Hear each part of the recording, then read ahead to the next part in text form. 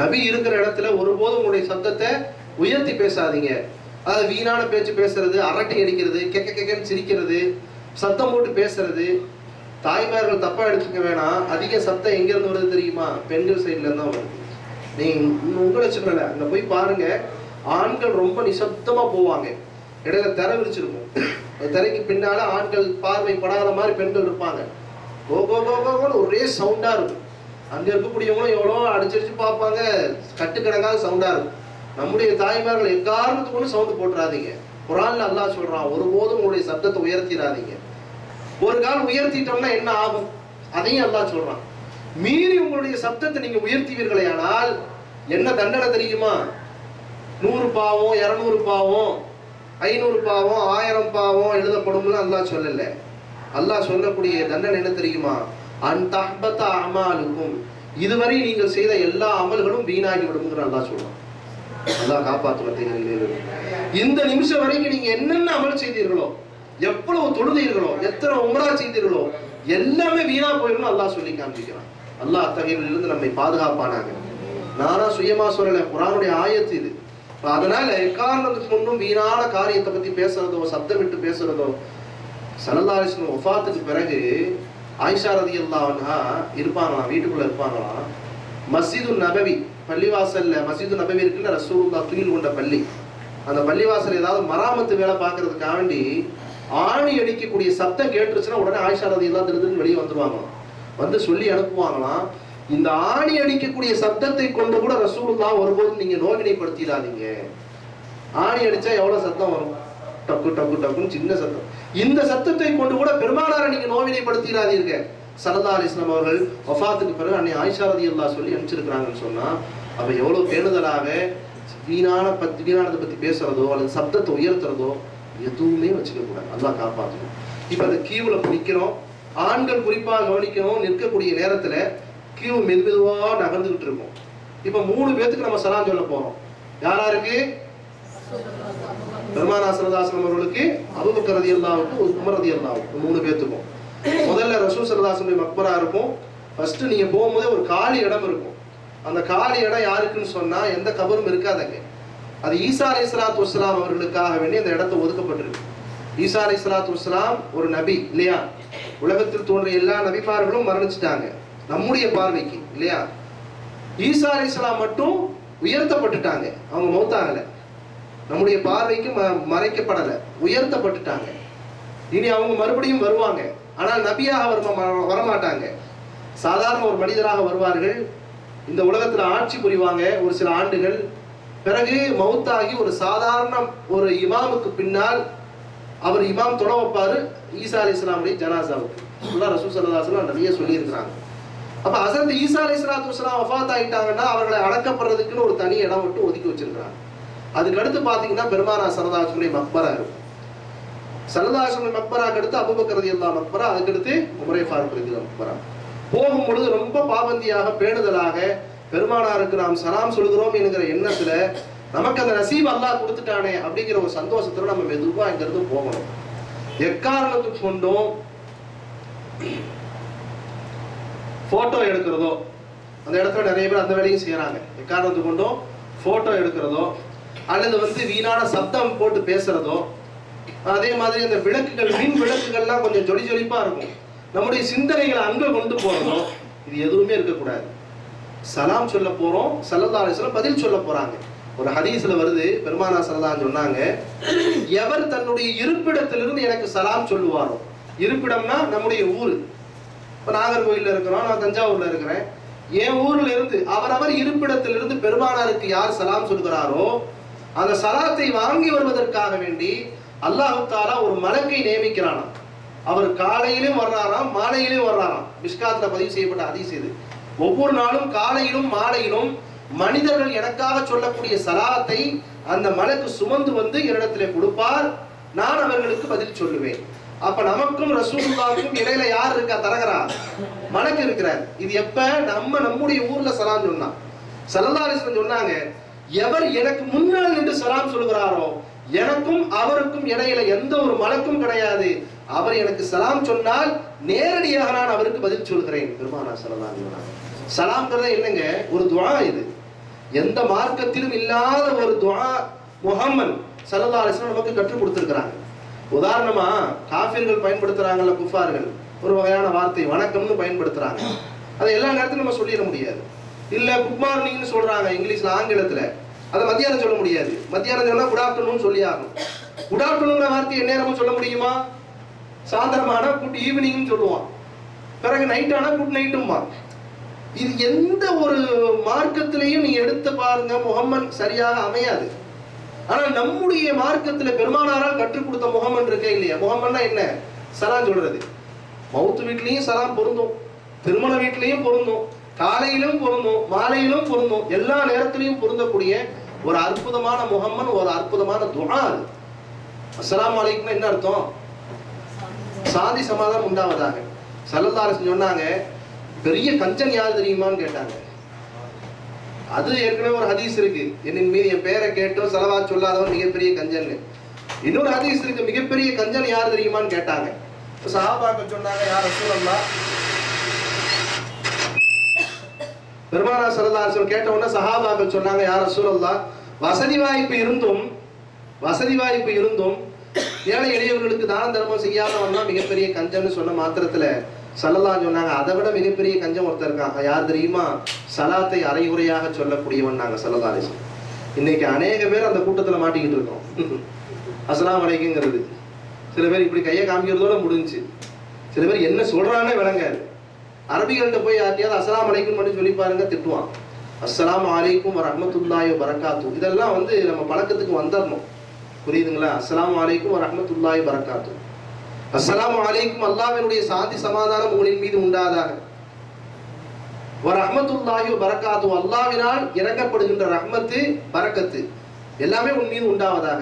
உலகமே கிடைச்சு போயிருச்சு நமக்கு ஒரே ஒரு சலாத்துல. இப்ப இந்த சலாத்தை நம்ம ரசூலுல்லாஹ்க்கு எத்தி வைக்கும் பொழுது பெருமானார் ஸல்லல்லாஹு அலைஹி வஸல்லம் நமக்கு அதே மாதிரி பதில் கொடுத்து போறாங்க. வஅலைக்கும் அஸ்ஸலாம் வரஹ்மத்துல்லாஹி வபரகாத்துஹு. ரசூல் ஸல்லல்லாஹு அலைஹி வஸல்லம் உடைய வாழ்நாளுக்கு துஆ செஞ்சிட்டாங்கன்னா வேற என்ன வேணும் இந்த துனியாவில்? சொல்லுங்க, ஒண்ணுமே தேவையில்லை. அப்ப அந்த ஒரு பயபக்தியோட நம்ம என்ன செய்யணுங்க? முதல்ல போறது மட்டுமல்ல, எப்ப நீங்க ஜியாரத் செஞ்சாலும் ஆண்களும் பெண்களும் சரி, ஒரு பயபக்தியோட பெருமானாருக்கு சலாத் எத்தி வைக்க முயற்சி செய்யணும். இப்ப அந்த கியூ மெதுவா நகரும். பெருமானாருடைய மக்பரா வந்த உடனேயே அது வரைக்கும் சலவாத் ஒதுக்கிட்டே இருக்கும். எப்படி மக்காவுக்குள்ள வர்ற வரைக்கும் என்ன ஒதுக்கிட்டே வருவோம்? தல்பியா ஒதுக்கிட்டே வருவோம். எதை பார்க்கற வரைக்கும்?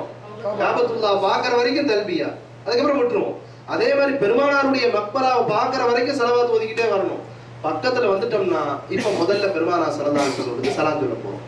அடுத்து அபூபக்கர் ரலியல்லாஹு, அடுத்து உமர் ரலியல்லாஹு. சலாம் சொல்லக்கூடிய முறை என்ன? வெறுமனே சாதாரணமாக அஸ்ஸலாமு அலைக்கும் வரஹ்மத்துல்லாஹி வபரகாத்துஹு அப்படின்னு சொல்லலாம். அதற்கென்று சில முறைகளை பெரியார்கள் வகுத்து தந்திருக்கிறாங்க. அஸ்ஸலாத்து வஸ்ஸலாமு அலைக்க யா ரசூலல்லாஹ், இந்த வார்த்தையை ஞாபகம் வச்சுக்கணும். பெண்கள் ஆண்கள் தனித்தனியா நம்ம இது சலாம் சொல்ல போறோம். இன்ஷா அல்லாஹ் ஊருக்கு போறதுக்கு முத நைட்டு இஷாலாம் தொழுது முடிச்ச உடனே ஆண்கள் பெண்கள் எல்லாரும் சேர்ந்து பெருமானார் ஸல்லல்லாஹு அலைஹி வஸல்லம் மக்பராவுக்கு முன்னால நின்று வெளியே நான் சொல்லி கொடுப்பேன். இன்ஷா அல்லாஹ் சலாம் சொல்லி ஒரு கூட்டு துவா செஞ்சுட்டு அதுக்கப்புறம் தான் நம்ம போறோம் இன்ஷா அல்லாஹ். அதனால அஸ்ஸலாத்து வஸ்ஸலாமு அலைக்க யா ரசூலல்லாஹ் அப்படி ஒரு வார்த்தை, அல்லது அஸ்ஸலாத்து வஸ்ஸலாமு அலைக்க யா ஹபீபல்லாஹ், அஸ்ஸலாத்து வஸ்ஸலாமு அலைக்க யா கைரத் ஹல்கில்லாஹ், அஸ்ஸலாத்து வஸ்ஸலாமு அலைக்க யா பஷீர், அஸ்ஸலாத்து வஸ்ஸலாமு அலைக்க யா நதீர். இது போன்ற ஏதாவது ஒரு வார்த்தைகளை சொல்லி பெருமானார் ஸல்லல்லாஹு அலைஹி வஸல்லம் நம்முடைய சலாத்தை என்ன செய்யணுங்க? எத்தி வச்சிடணும். போலீஸ் விரட்டிக்கிட்டே இருப்பான், இவ்வளவு வார்த்தைகளே அங்க சொல்லணும், கொஞ்சம் வேகமா சொல்லணும். இல்லைன்னு சொன்னா வெறுமனே அஸ்ஸலாமு அலைக்கும் வரஹ்மத்துல்லாஹி வபரகாத்துஹு யா ரசூலல்லாஹ் அப்படின்னு சொல்லி சொன்னாலே போதுமானது. அங்க எல்லாத்தையும் படிச்சுக்கிட்டு இருக்க நேரம் பத்தாது. எக்காரணத்தை கொண்டும் கையை தூக்கிடக்கூடாது. கை தூக்குற ஒரே ஒரு திசை எதுவாகத்தான் இருக்கணும்? மேற்கு திசை. நம்முடைய நாட்டில இருந்து மேற்கு திசை கிப்லாவாகத்தான் இருக்கணும். கிப்லாவை தவிர வேற எந்த பக்கமும் யாரிடத்திலையும் என்ன செய்யக்கூடாதுங்க? கையை தூக்குனா அது ஷிர்கா மாறிடும். சலாம் சொல்றதுக்கு மட்டும்தான் நமக்கு அனுமதி. அப்ப சலாம் சொல்லி முடிச்ச உடனே அடுத்து என்ன செய்யணும்? சொல்லுங்க. தொழுகையில அங்க என்ன தொழுகை இருக்கு? ஒண்ணும் இல்ல. ரசூலுல்லாஹ்க்கு சலாம் சொல்லி முடிச்ச உடனே பக்கத்துல யார் இருக்கா? அபூபக்கர் சித்திக் ரலியல்லாஹுடைய மக்பராவுக்கு போறதுக்கு முன்னால ஒரு சின்ன ஒரு வேலை இருக்கு. நாம சலாம் சொல்லிட்டோம். நாம இங்கிருந்து கிளம்பும் போது நிறைய பேர் சலாம் சொல்லி அனுப்பிச்சிருப்பாங்கல்ல, அப்போ ஒரு அமானிதம் தானே. இன்னைக்கு பல இடங்கள்ல பல நேரம் நம்ம அமானிதத்தை துஷ்பிரியம் செஞ்சுட்டு தான் இருக்கிறோம். துவா செய்யுங்கன்னா செஞ்சிடறேன்னு போயிடுறது. அதுக்கப்புறம் செஞ்சிடறாரா இல்லைன்னு தெரியல. செய்வாங்க சில பேர், துவா செய்யுங்கம்மா, கண்டிப்பாக செய்கிறேங்கம்மா. நம்ம கண்டிப்பாக செய்கிறோமா, எத்தனை பேத்துக்கு செய்கிறோம் நமக்கு தான் தெரியும்.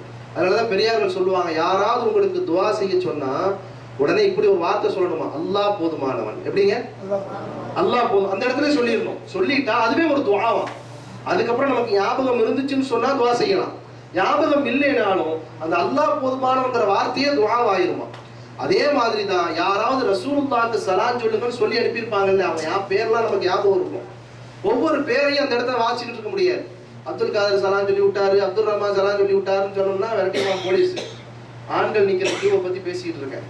எனவே நம்ம சலாத்தை சொல்லி முடிச்ச உடனே டக்குன்னு ஒரு நொடியில இப்படி ஒரு வார்த்தை வந்துடணும், யார சூழல்லாம் தங்களுக்காக என்னிடத்துல யாரெல்லாம் சலாம் சொல்லி அனுப்பினார்களோ அனைவருடைய சலாத்தையும் தங்களுக்கு நான் சமர்ப்பிக்கிறேன், எத்தி வைக்கிறேன். அஸ்ஸலாமு அலைக்கும் வரஹ்மத்துல்லாஹி வபரகாத்துஹுன்னு சொல்லிடுறோம். அடுத்து ஹஜ்ரத் அபூபக்கர் ரலியல்லாஹு அவர்கள் அவருடைய மக்பரா பக்கத்துல போய் அதே மாதிரிதான் அஸ்ஸலாத்து வஸ்ஸலாமு அலைக்க யா அபா பக்கர் சித்திக் ரலியல்லாஹு அன்ஹு என்று சொல்லி நம்முடைய சலாத்தை எத்தி வச்சுட்டு ஜஸாக்கல்லாஹு அனில் முஸ்லிமீன், முஸ்லிம்கள் சார்பாக அல்லாஹ் உங்களுக்கு உங்களுடைய தியாகத்தை பொருந்தி கொண்டு உங்களுக்கு அல்லாஹ் நற்கூலி வழங்குவானாக அப்படிங்கிற ஒரு துஆவை ஓதுறோம். ஏன்னா அபூபக்கர் ரலியல்லாஹு அவர்கள் அன்றைய காலத்துல அவர்கள் செய்த தியாகத்தினாலதான் இன்னைக்கு நாமெல்லாம் என்ன செய்யறோம், சுதந்திர முஸ்லிம்களாக இருக்கிறோம். எவ்வளவு தியாகம் செஞ்சாங்க.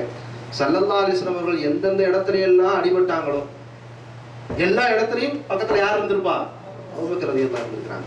அதனால அவர்களுக்கு நம்ம துஆ செய்யணும்.